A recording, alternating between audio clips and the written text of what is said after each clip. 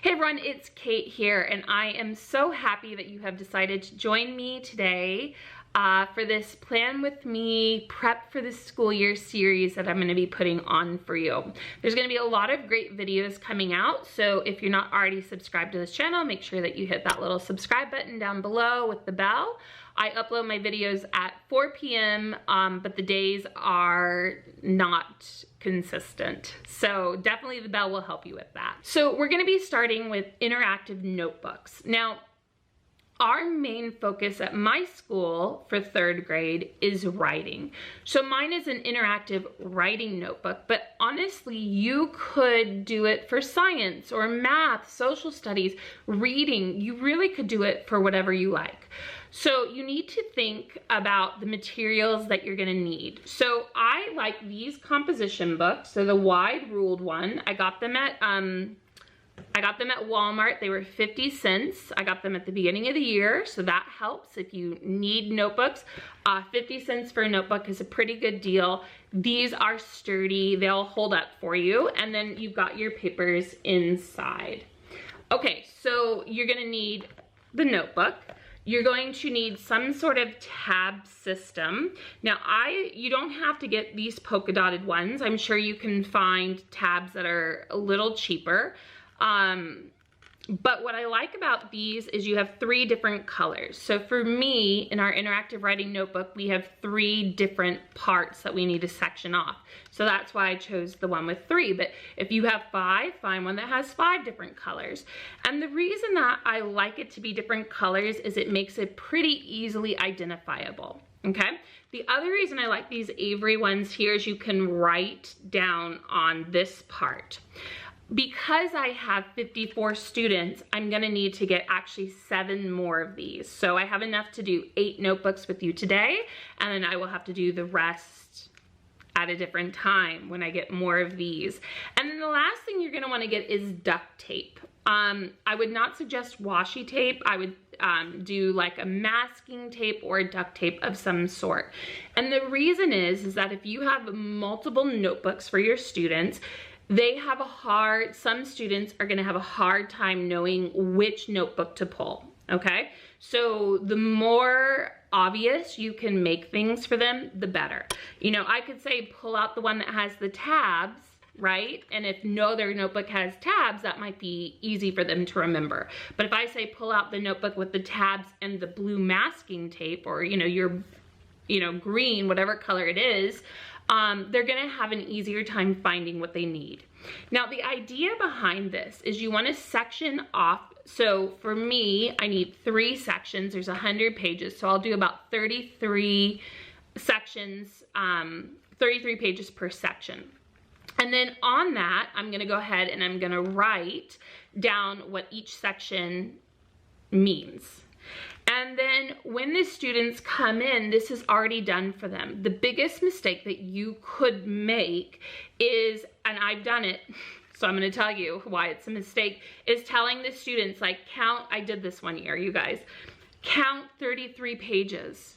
Okay, for 3rd graders, that is really hard to do. So having it already done, yes, is it a lot of work? Yes, it is. But this is something that you could do pretty mindlessly when you're just watching Netflix. It doesn't feel like work, or you like whatever, like you're just hanging out listening to music or whatever it is that you might be doing. And it's just something mindless that you can do, but to have this prepared and ready before school starts is a huge, huge, huge bonus for you. It's gonna benefit you and your time.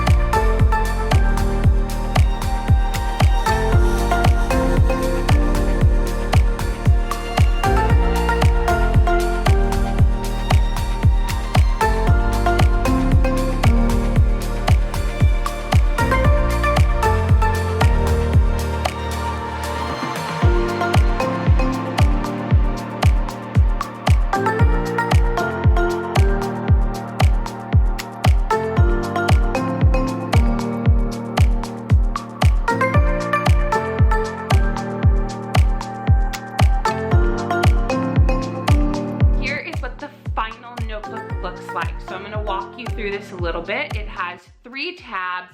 I've put a colored piece of duct tape on the side so they know exactly which book to work in.